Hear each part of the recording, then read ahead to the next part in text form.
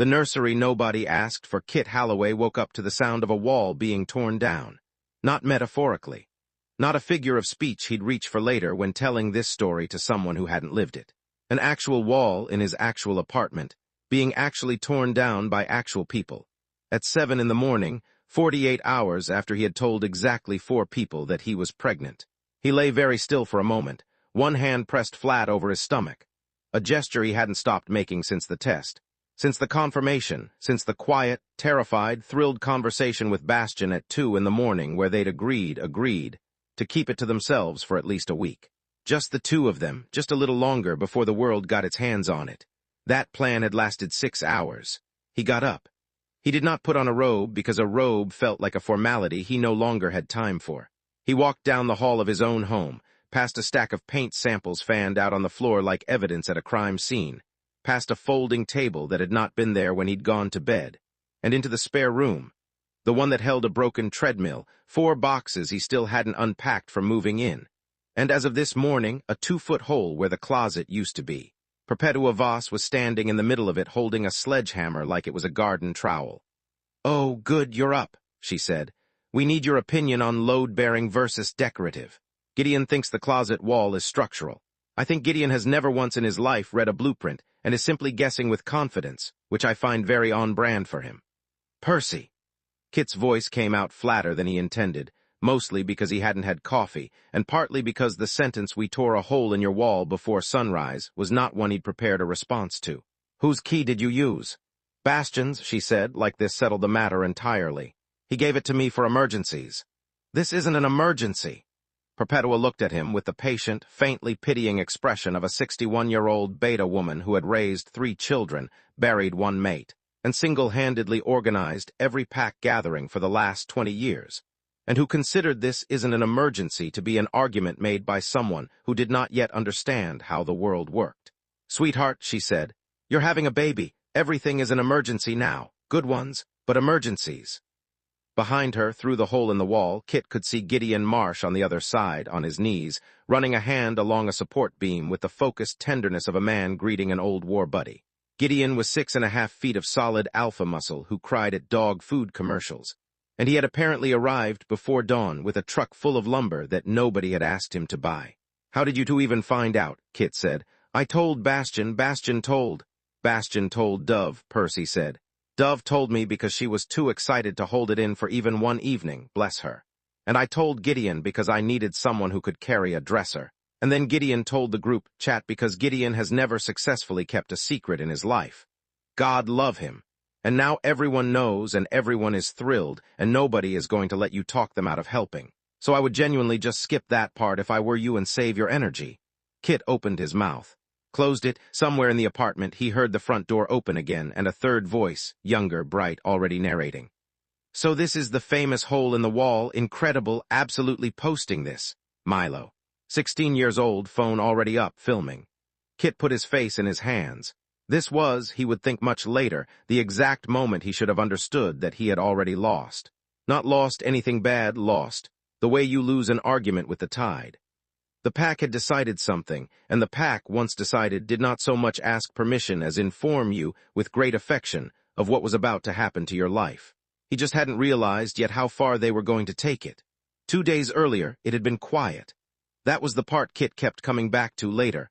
How ordinary the announcement itself had felt. How small and warm and entirely theirs, before it became the property of an entire pack with opinions about crown molding. They'd done it at the long table in Bastian's, there.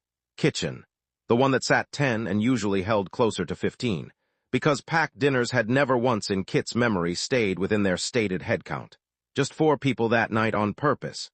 Bastian, Kit, Dove, and Elias, the pack's alpha, who Bastian had insisted needed to hear it first. Out of some formal instinct Kit found sweet and slightly old-fashioned. Kit remembered the bond mark at the back of his own neck, feeling warm the entire meal. The way it sometimes did when he was near Bastian and something in him settled. Not a scent, not a chemical command. Just the quiet certainty of a mark completed on purpose. A bond both of them had chosen with their eyes open, 6 months back, in a ceremony that had taken 20 minutes and changed the entire shape of his life. He'd waited until the plates were cleared. Bastian's hand had found his under the table, like he already knew, like he'd known for days, and had simply been waiting for Kit to be ready to say it out loud. "I'm pregnant," Kit said, and the sentence felt enormous and small at once, like something too big to fit in a kitchen and also the easiest thing he'd ever said. Dove made a sound like a kettle going off. Elias, Pack Alpha, 6'4" and built like a door frame, went very still for exactly 1 second and then put both hands over his face and said, in a voice thick with something Kit hadn't expected from him, "Okay. Okay, give me a second," which was, from Elias, the equivalent of anyone else sobbing openly. Bastian hadn't said anything at all. He just turned and looked at Kit like he was trying to memorize the exact second and pressed his mouth to Kit's temple and said, quiet just for him, "You're going to be so good at this." You're going to be so good at this, Kit had thought. Not we, and it hadn't stung. It had landed like something else entirely. Something he didn't have a name for yet. A feeling that would take him the better part of 2 weeks and one demolished closet wall to fully understand.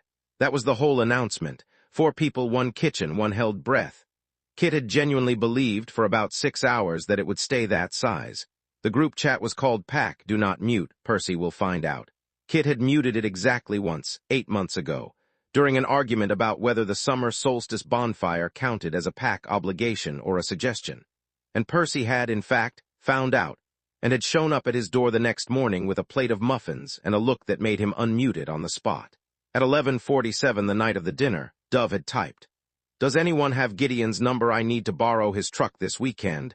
No questions." At 11:52, Gideon had typed, "What do you need it for?" At 11:53, Dove had typed, "No questions, Gideon." At 11:54, Gideon had typed, "Okay, but also is this about Kit being pregnant?" There had been, Kit understood later, a full 90 seconds of stunned silence in the chat before it exploded. He hadn't seen it happen live. He'd been asleep, wrapped around Bastian, blissfully unaware that his own best friend had detonated a very small, very loud bomb in a group chat of 19 people. By the time he woke up and checked his phone the next morning, there were 412 unread messages, 6 separate proposals for baby shower themes, an argument about whether shower was the correct term for an Omegaverse pack. Percy, "We're doing a welcoming. Showers are a human tradition, and we are better than that." And a poll, an actual poll, with a bar graph, on nursery color schemes that Milo had built using an app Kit had never heard of.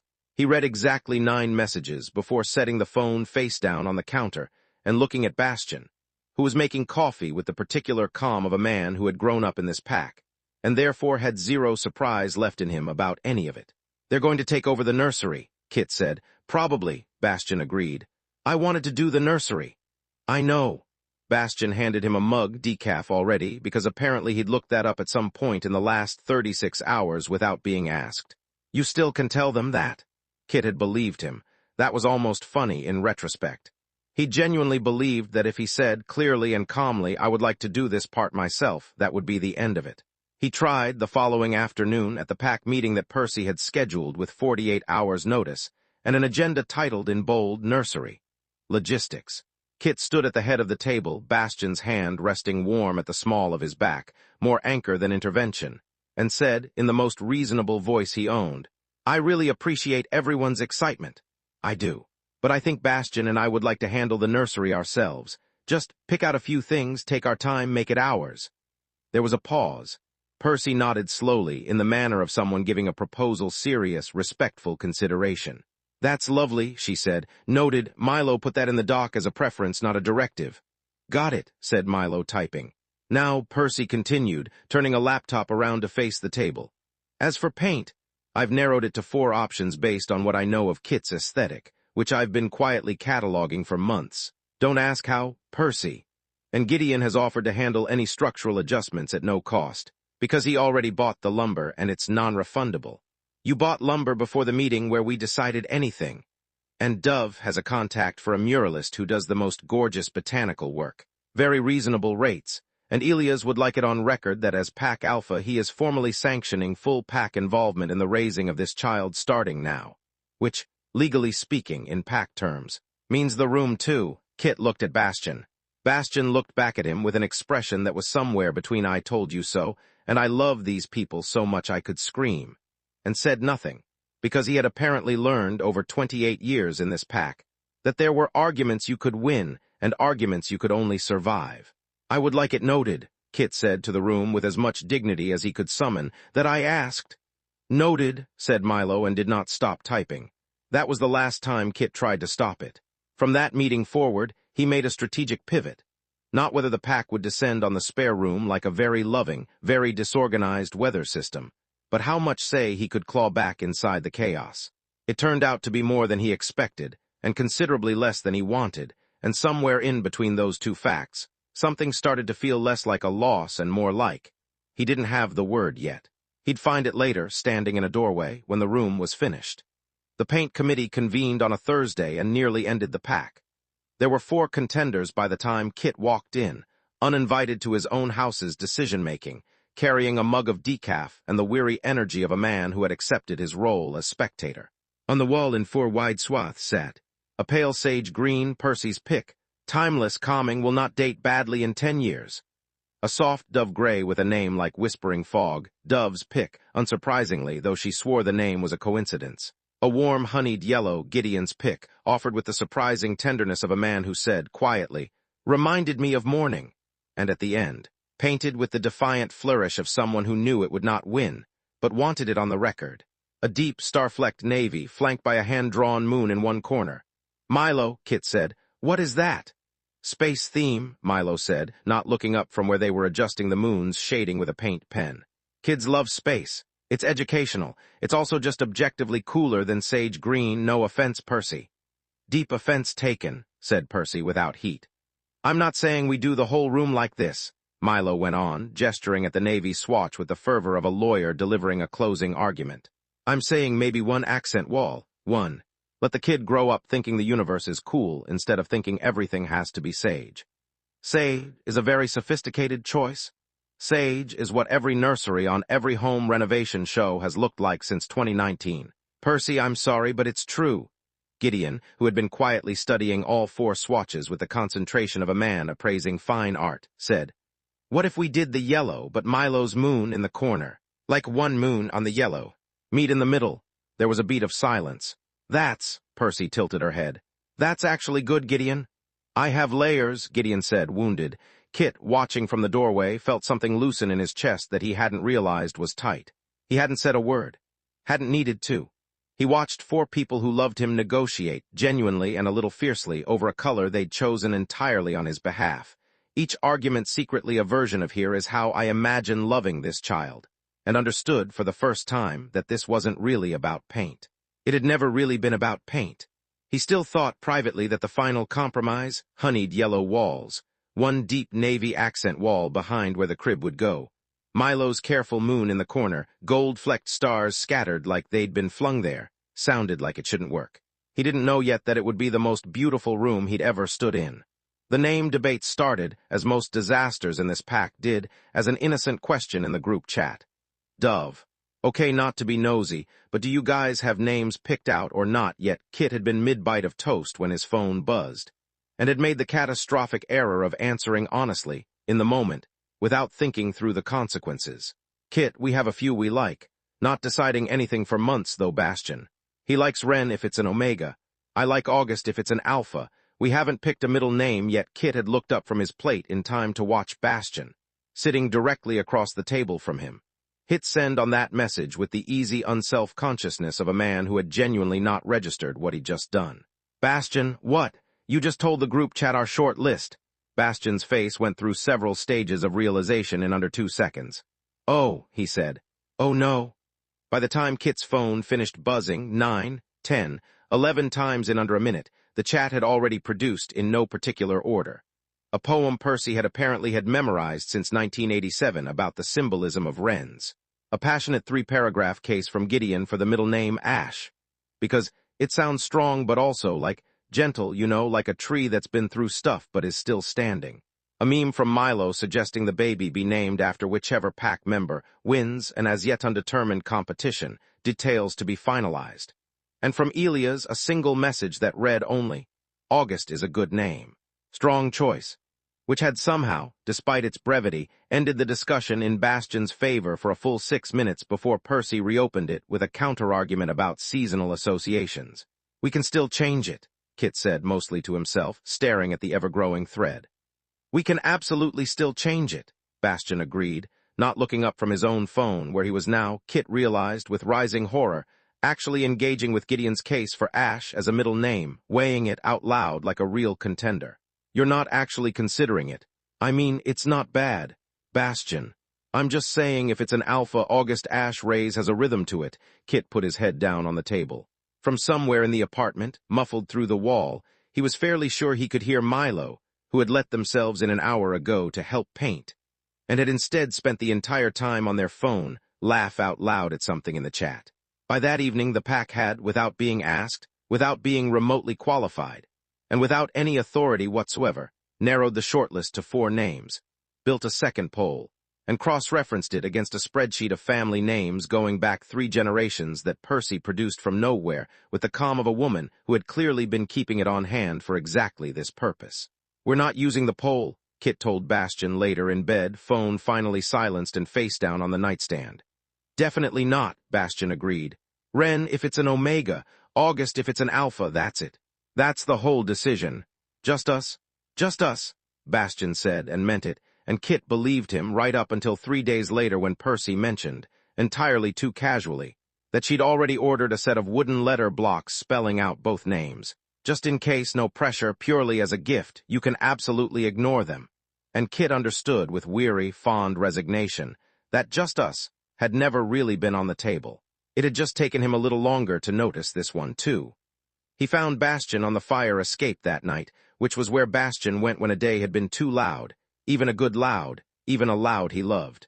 Kit climbed out to join him, slow with the beginning of a body that didn't move quite the way it used to, and Bastian's arm came around him automatically, adjusting without being asked, the way he'd been doing more and more lately, a hand at the small of Kit's back on stairs, a body angled slightly between Kit and any crowd. Small automatic acts of care that Kit had stopped bothering to point out, because they weren't performances.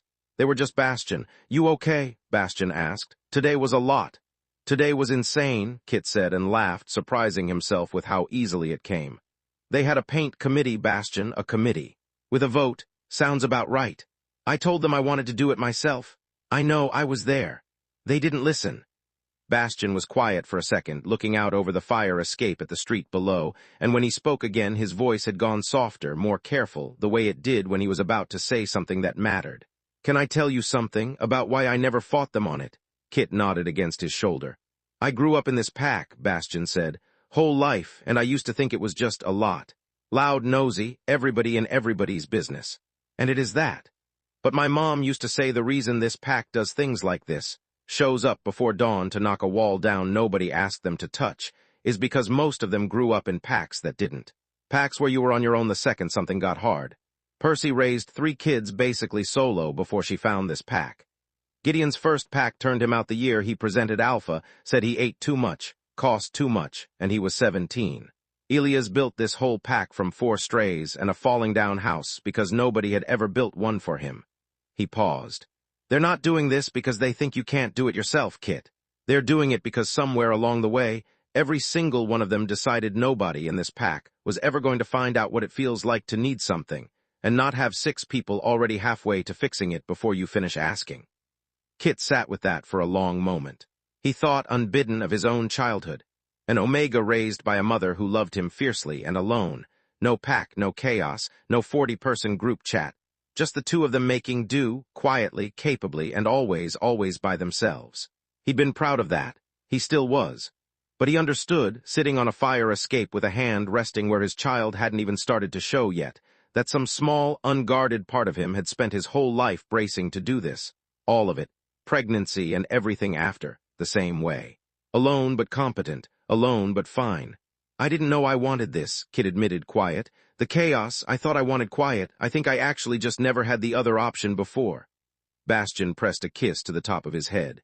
Well, he said, now you've got both. You can be as loud or as quiet as you want. They'll just keep showing up either way. That's not comforting. It's the least comforting, most loving thing I know how to tell you, Bastian said, and Kit laughed again, wet at the edges this time, and let himself, for the first time since the sledgehammer, stop fighting it. They banned him from the room on a Tuesday. It was Percy's idea, delivered with the crisp finality of someone who had already anticipated every objection. You're not to see it, she said, until it's finished, not a peek. Not a photo. I don't care if you have to work from the coffee shop for the next 10 days. I will personally drive you there. That's insane, Kit said. It's my apartment. It's your surprise, Percy corrected. There's a difference. Bastian, back me up.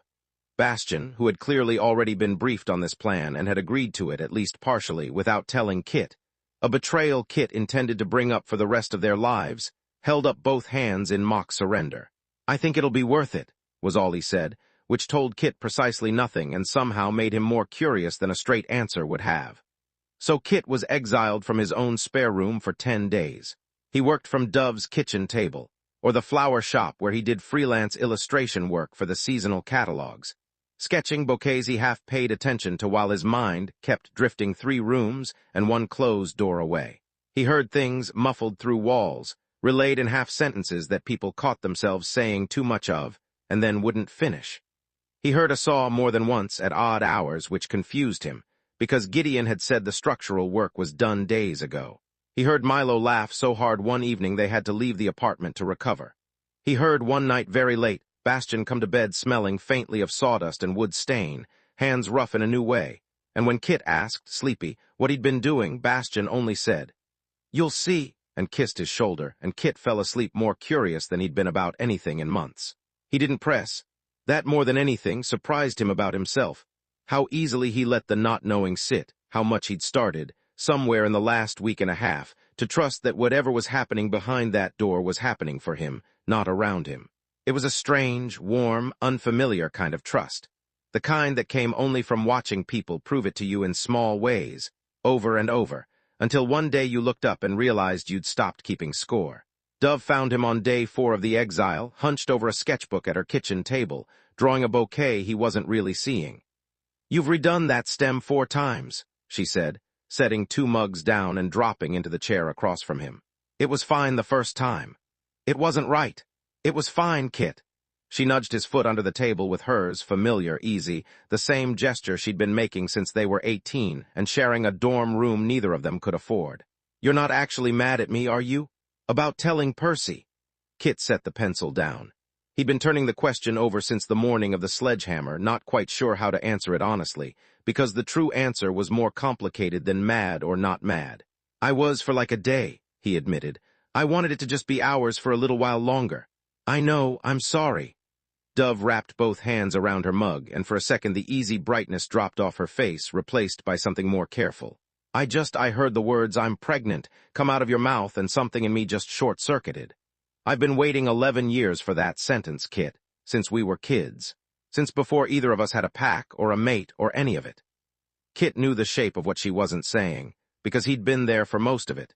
The 2 of them, 18 and terrified, in a city that had chewed them both up a little before they found each other in a lecture hall and decided wordlessly to stop being alone in it. Dove had grown up in a pack that dissolved before she turned 10, scattered across 3 states after an alpha's death nobody planned for, and she'd spent her 20s quietly, fiercely building the kind of family that couldn't come apart that easily a second time. Kit had watched her do it. He'd been one of the bricks. "I wasn't trying to take it from you," Dove said. "I promise, I just couldn't hold something that good by myself for even one night. I had to give it to someone who'd understand exactly how big it was, and Percy was the person I trusted most to actually do something with it instead of just saying congratulations and forgetting by morning." "You knew she'd mobilize an army." "I knew she'd mobilize an army," Dove agreed, entirely unrepentant. "That was sort of the point." Kit looked down at the ruined 4th attempt at a stem and found to his own surprise that his eyes had gone hot. "I'm not mad," he said finally, and meant it all the way down. "I don't think I could stay mad about this if I tried. I think I just didn't know what it was going to feel like, having this many people care this loudly." "How does it feel?" Kit thought about the hole in the wall. The paint committee, Gideon on his knees by a support beam like it was something sacred. Bastian's hand at the small of his back, steady through every bit of it. "Like too much," he said. "In the good way. If that makes sense." "It makes complete sense," Dove said, and reached across the table to squeeze his hand, quick and warm. "That's the whole trick of it, Kit. Nobody who's ever actually had it describes found family as just enough. It's always too much. That's how you know it's real." Kit picked the pencil back up. This time, when he drew the stem, he didn't second-guess it. The chaos in the final days took on a shape Kit could track even from the outside. Milo found him at the coffee shop on day 7, sliding into the seat across from him with the barely contained energy of someone who had been sitting on a story all day, and could not hold it in 1 second longer. "Okay, I need you to promise you won't tell Percy I told you this," they said, already pulling out their phone. "Because technically I'm not supposed to talk about anything happening in there, but this is too good. And also nobody got hurt, which I think is the important context to establish up front." "That's not reassuring." "So Gideon's up on the stepladder," Milo said, ignoring him entirely, already doing the voices. "Trying to hang the curtain rod right, and Percy's holding the level, and she's going. A little left, Gideon, you're left, not the level's left. Oh no." And he leans right to fix it. And the ladder does this sort of shimmy. "I have video, hold on, I'm not showing you the room, I'm just showing you the ladder part. I cropped it very carefully." Milo turned the phone around and Kit watched, torn between horror and delight. 10 seconds of grainy footage. Gideon midair, one hand still gripping a curtain rod with the single-minded devotion of a man who would rather fall than drop the task. And Percy's voice off-camera reaching a pitch Kit had genuinely never heard from her before. "Is that a scream?" "That's a scream," Milo confirmed, delighted. "She screamed, Kit, Percy screamed." And then the second he actually landed. Completely fine, by the way, he just sort of rolled. Apparently he did wrestling in high school, which, incredible, filing that away forever. The second he landed, she just switches. Instantly, from terrified to furious, and goes, and I quote, "If you can cuss yourself in this child's nursery before it is even born, I will never forgive you, Gideon Marsh, I mean it. I will bar you from every construction project this pack ever undertakes again, on grounds of enthusiasm exceeding competence." And he just, from the floor, goes, "Worth it," rods up, and holds up the curtain rod like a trophy. Kit laughed so hard he had to put his coffee down. "There was also a whole thing about which way the crib should face," Milo went on, riding the momentum. "Percy wants it facing the window, something about energy flow, she wouldn't elaborate, very mysterious about it. Dove wants it facing the door, said something about always wanting to see who's coming in, which, honestly, kind of ominous phrasing for a nursery, but okay. They were about to have a whole thing about it, and then Bastian just didn't say anything, just went back out to the garage, and came back an hour later with this little rotating base built into the frame. So the crib can just turn whichever way you want, and both of them just sort of stopped mid-argument and looked at it, and Percy went, 'Well, that's annoyingly reasonable of him,' and that was it. Argument over. He didn't even say a word the whole time, he just built his way out of it." "That sounds like him," Kit said, warm all the way through. "It's actually kind of his whole thing," Milo agreed, more thoughtful than their usual chaos for a second. "He doesn't really do arguing, he just quietly makes the argument not matter anymore." They pocketed the phone, grinning again. "Anyway, 4 days left. It's genuinely so good in there, Kit, I'm losing my mind keeping it from you." "Don't tell me that." "I'm not telling you anything," Milo said, already standing, already halfway to the door, throwing one last grin over their shoulder. "I'm just saying, it's going to be worth every single day you've spent exiled from your own apartment. Trust me." Kit trusted them. That, more than anything else that week, surprised him most of all.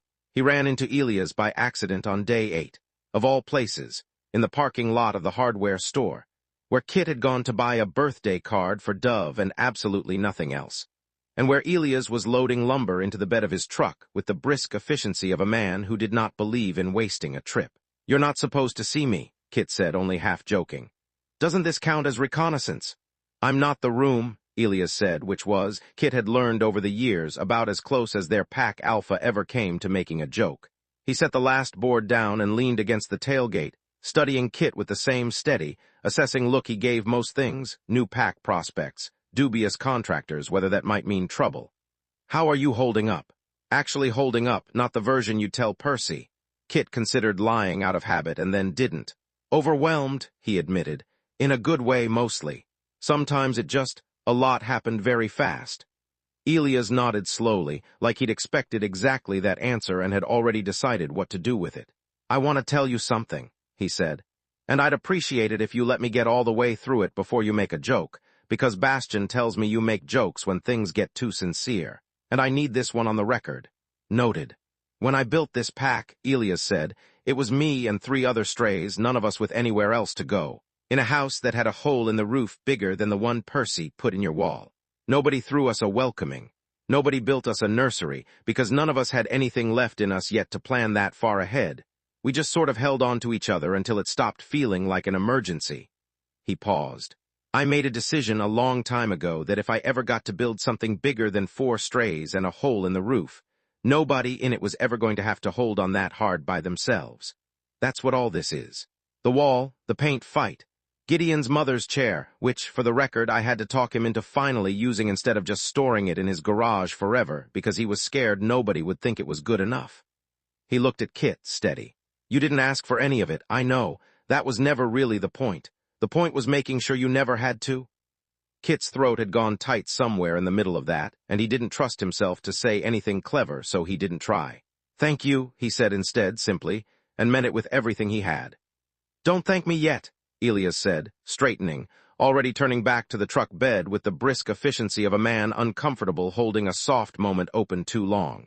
You haven't seen it finished. Save the thank you for when it's earned. A beat. Though I will say it's good, really good. Bastian outdid himself. You've seen it. I helped hang a picture frame, Elias said, entirely too casually, and got in his truck before Kit could ask a single follow-up question, leaving him standing in a hardware store parking lot with his heart considerably fuller than when he'd arrived, and no birthday card for Dove after all. And he knew, because he wasn't blind and Bastian wasn't nearly as subtle as he thought he was, that his mate had a project of his own. Something in the garage that he disappeared to most evenings, always with the same faint apologetic smile, always coming back smelling of cedar. Kit didn't ask. He decided somewhere around day 6 of the Exile that he wanted to be surprised by that one most of all. On the 10th night, Percy texted the group chat a single message. It's done. Tomorrow. 10 a.m. Everyone. Kit read it lying next to Bastian, who had come to bed clean, no sawdust for once, and who pulled him close when he saw the message light up the room. Nervous? Bastian asked. Terrified? Kit admitted, and meant it as a joke, and realized halfway through saying it that it wasn't entirely one. 10 days of not knowing had built something enormous in his chest. Not dread. Nothing like dread. But a kind of anticipation so full it had started to feel like its own weather system. What if I hate it? You won't. You don't know that. I do, actually, Bastian said, with a small, private smile that told Kit absolutely nothing and everything at once. Go to sleep. Tomorrow you get to stop wondering. They blindfolded him. Of course they did. Kit stood in his own hallway with a soft scarf tied over his eyes, Dove's. He could tell by the smell of her perfume, one of Bastian's hands steady at his waist, the other holding both of his own, and behind him he could hear the low, barely contained hum of an entire pack trying and failing to be quiet. Someone, Gideon, probably, built like a door and about as subtle, kept bumping into things. Someone else was breathing in the exaggerated, suppressed way of a person trying not to laugh. Milo, he was fairly sure, had a phone up and recording, because of course they did. This footage would live forever, would probably end up narrated on some pack anniversary years from now. And Kit found, to his own surprise, that he didn't mind. Okay, Bastian murmured close to his ear. 3 steps forward. I've got you. Kit walked. Felt the hallway give way to the threshold of the spare room, the room that used to hold a broken treadmill and 4 unpacked boxes and a wall that, until 11 days ago, had never once occurred to him needed to come down. Ready? Bastian asked.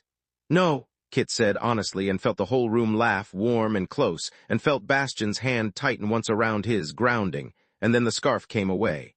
For a moment Kit didn't say anything at all, because there wasn't anything to say that would have been big enough.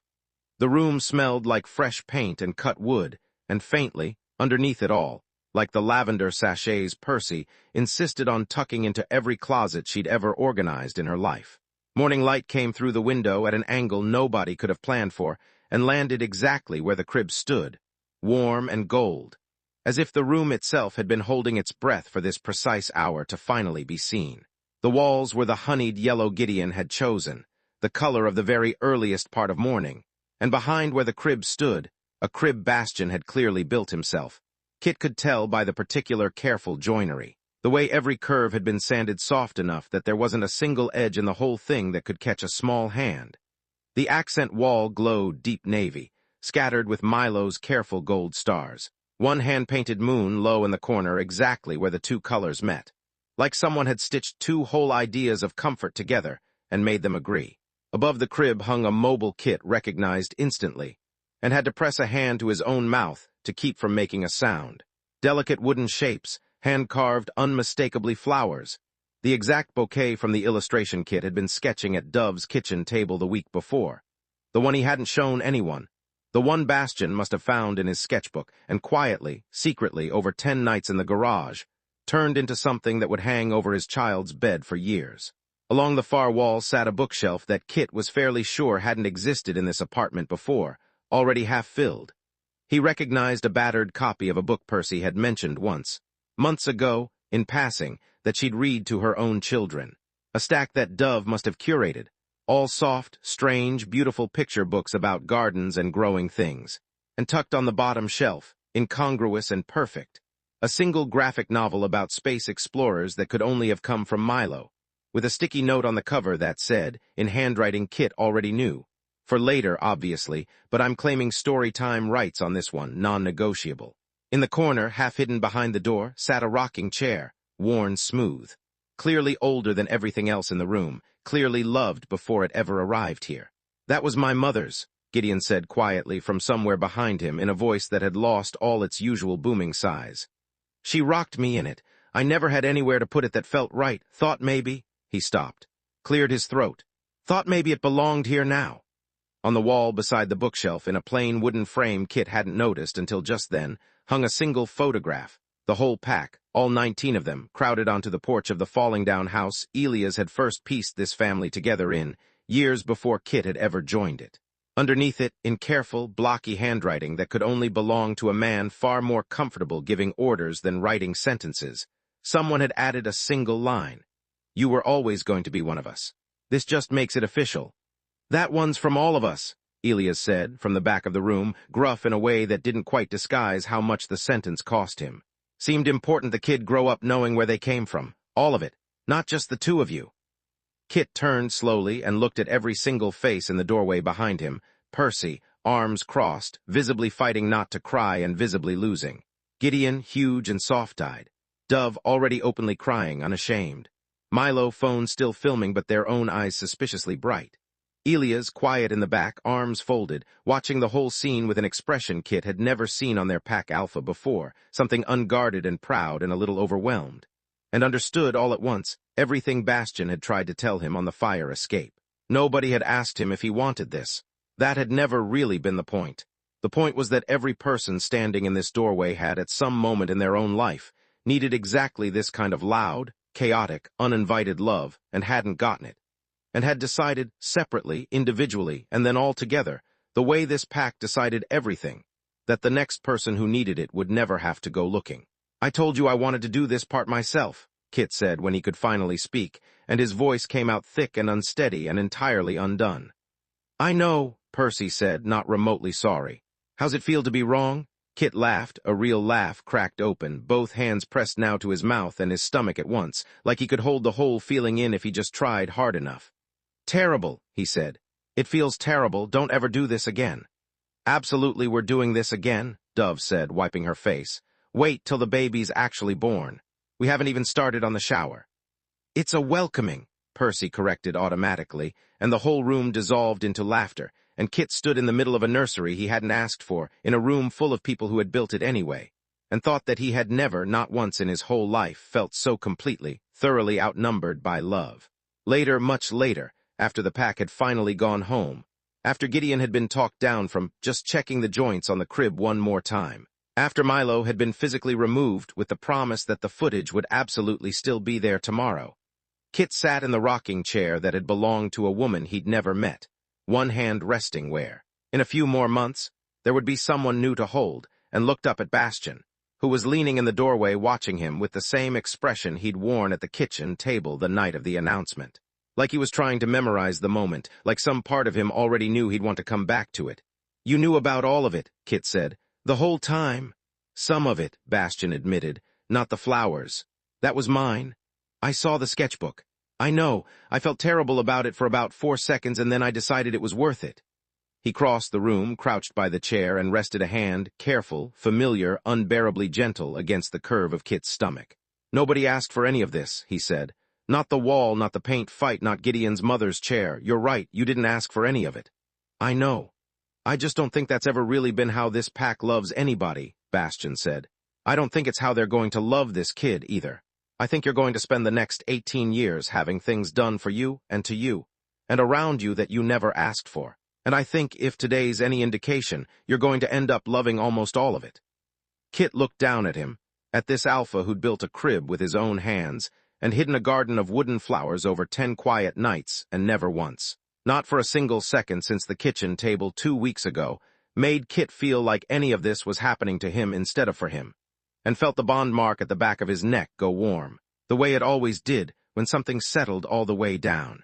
He thought about all the small, specific choices scattered around the room, a mobile built from a sketch nobody was ever supposed to see, a chair that had already rocked one generation before this one got its turn, a photograph of a house that used to have a hole in its roof, hung with a line written by a man who did not, as a rule, write sentences like that.